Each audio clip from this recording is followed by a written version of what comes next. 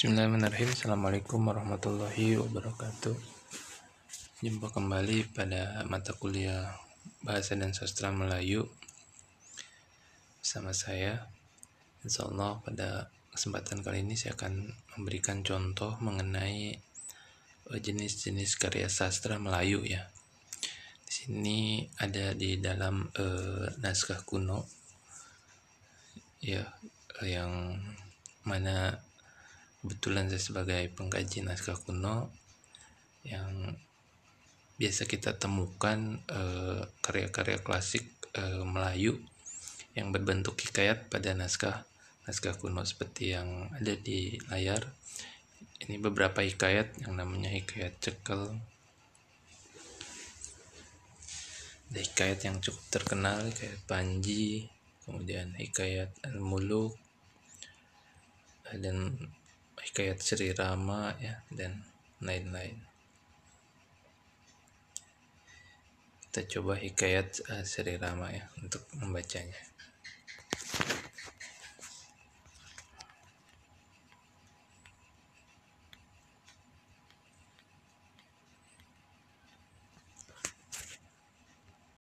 Baik, inilah adalah naskah hikayat Sri Rama ya.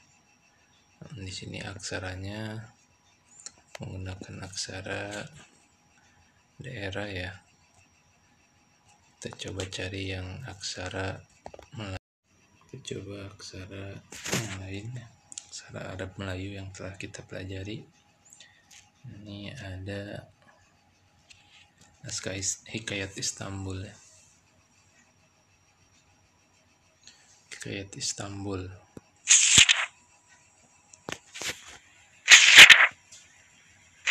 Ini menggunakan aksara Arab ya, hikayat Istanbul ini. Kemudian tulisannya cukup bagus. Atasnya belum bisa dipastikan ya, harus datang langsung untuk mengkajinya. Untuk tulisan cukup rapi dan dikasih garisnya. Di sini pembuka terlebih dahulu, wabihi nasta'inu, yang sebelumnya ya. Dan sebelumnya namun terpotong kayaknya ini. Ini biasanya ucapan alhamdulillah, wabihi nasta'inu ala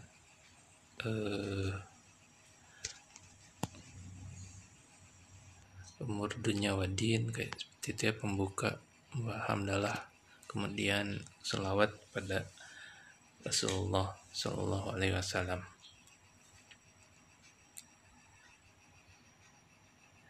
Ini disebutkan ini hikayat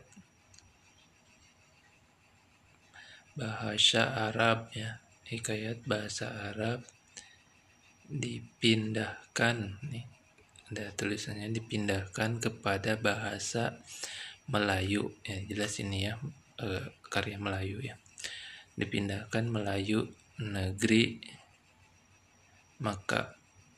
negeri Melayu ya, dipindahkan pada bahasa Melayu maksudnya ya. Kemarin makanya ada tambahan dari saya untuk mata kuliah ini, yaitu salah satunya bagaimana cara membaca aksara Arab Melayu ini. Maka cerita akan ya, di sini disebutkan suatu sultan negeri itu ya, yang bernama Sultan Mahmud. Ini bercerita tentang Sultan Mahmud ya, katanya yang masyhur, yang terkenal di dalam negeri Istanbul, maka dikatakan hikayatnya Istanbul. Kalau dilihat ini teksnya teks prosa ya, menggunakan tipe sastra prosa dan berbentuk hikayat. Jadi hikayat itu seperti ini, bisa berisi sejarah ataupun cerita ya, karena kata hikayat sendiri dalam bahasa Arab berarti cerita. Oke, kita akan coba lihat contoh karya sastra Melayu ini yang berbentuk puisi atau pantun. Ini merupakan pantun Melayu ya.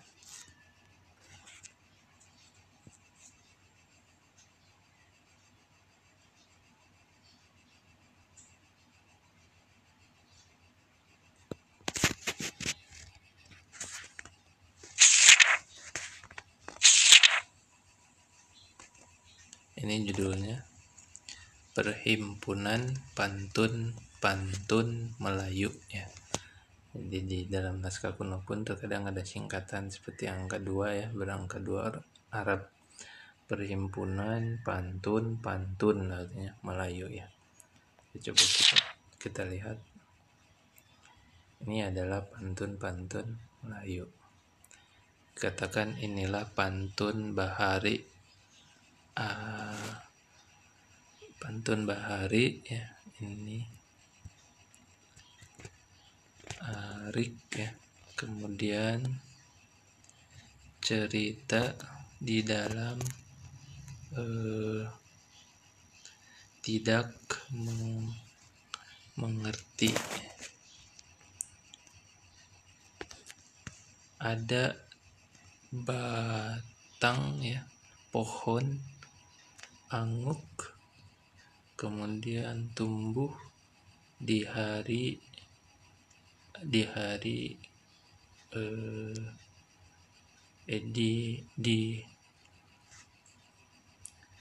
tumbuh di ini ada gunung, kata gunungnya memang kesulitan dalam bahasa lama ini seperti ini ataupun naskah kuno ya.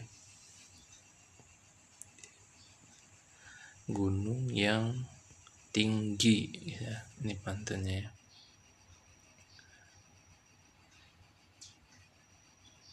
Sulit ya bahasanya karena ini bentuk bahasa Melayu ya, lama, dituliskan dalam aksara pegon. Kita akan coba ini baca yang di bawah. Tidak pasang disuruh pasang, sampai pasang merekat pari.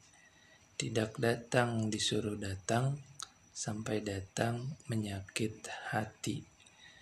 Ya, merakit ya yang di atasnya. Jadi biasanya pantun itu seperti itu. Jadi ada berupa sampiran terlebih dahulu, kemudian ada isi. Tidak pasang disuruh pasang, sampai pasang merakit pari. Tidak datang disuruh datang, sampai datang menyakit hati. Seperti itu ya. Ada sajaknya yang bentuk sama, kemudian ada pemilihan kata yang hampir sama juga ya. Ini merupakan salah satu contoh dalam pantun dalam karya atau literatur naskah kuno Melayu ya. Ya, kita akan coba lihat pindah ke bentuk syair ya. Untuk bentuk-bentuk lainnya belum saya temukan seperti gurindam, seloka ya, yang kemarin sudah kita bahas mengenai pengertiannya.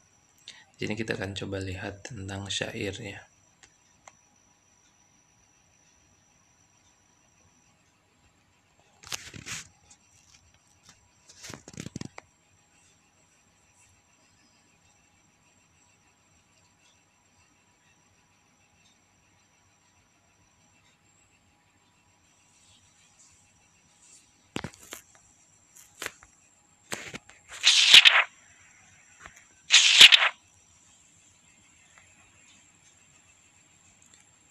Ini beraksara Arab Melayu ya, berbahasakan Melayu.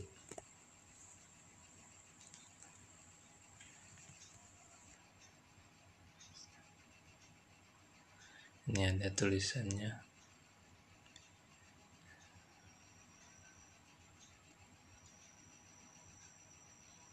Tadi tentang syair Mahmud ya. Ini ada bait pertama, dengarkan Tuan Arif jauh hari.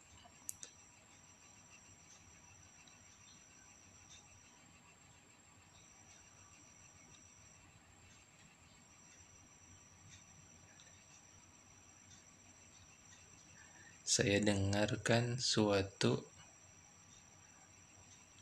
peri, ya. Kisah raja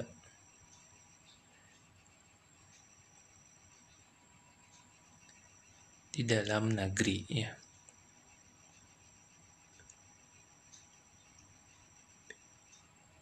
Bentara Mahmud, nama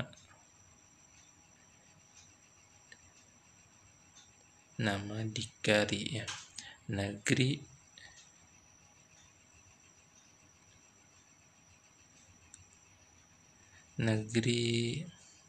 Aceh namanya, ya. Oh, ini dari syair, tapi ini juga isinya berupa bisa sebagai hikayat atau cerita, ya. Jadi tidak aneh kalau kita memang mengkaji tentang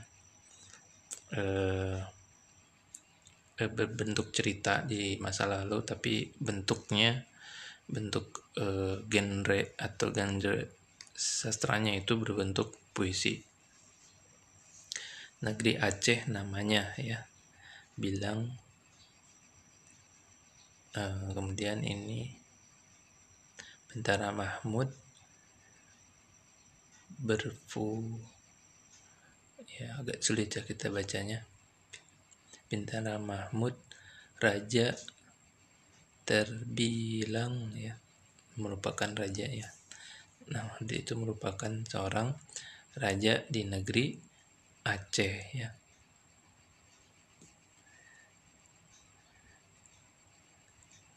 Galuh perkasa, ya, bukan kepalang. Jadi perkasa bukan kepalang, artinya cukup perkasa dan kuat.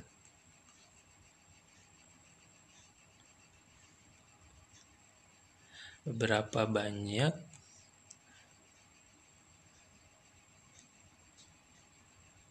tahun bilang falak, ya, jadi mungkin di sini maksudnya berkuasa, ya, dari berapa tahunnya.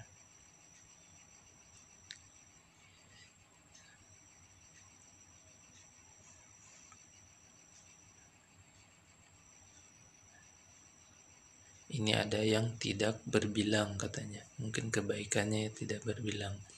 Adapun akan mahuku,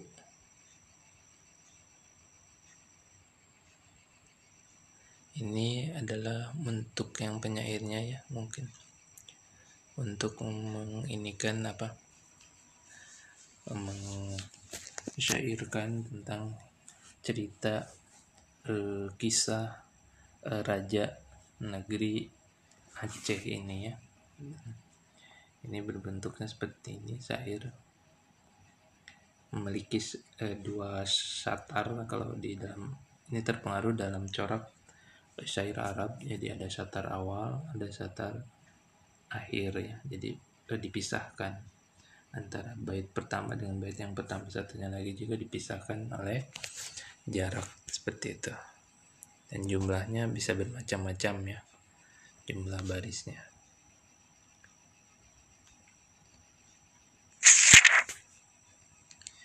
Jadi problematika dalam pengkajian karya sastra lama itu adalah terutama yang di dalam naskah kuno dan aksara kuno itu terkait pembacaan dari isi naskahnya, ya. Kemudian nanti baru kita dapat bagaimana karakteristik atau bentuk dalam hal aturan syair ataupun pantun yang dalam karya klasik tersebut, ya.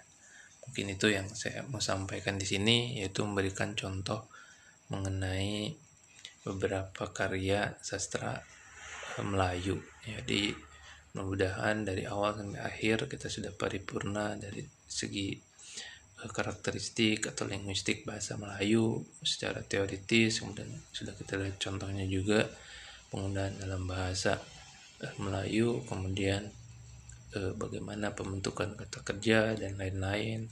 Kemudian kita juga sudah lihat pengertian dari macam-macam karya sastra Melayu, dan ini merupakan salah satu contoh yang dapat saya temukan di dalam literatur naturalistik, yaitu karya sastra berbentuk hikayat, kemudian pantun dan syair. Masih banyak karya yang lainnya yang belum saya bisa sampaikan. Semoga apa yang saya sampaikan ini sudah cukup mewakili dan mudah-mudahan memberikan wawasan dan pengetahuan pada Anda mengenai lingkup bahasa dan sastra Melayu, yang tentunya masih banyak literatur atau sumber yang masih perlu kita gali ya. Mungkin itu saja untuk kesempatan kali ini, semoga dapat bermanfaat. Wabillahi taufiq wal hidayah. Assalamualaikum warahmatullahi wabarakatuh.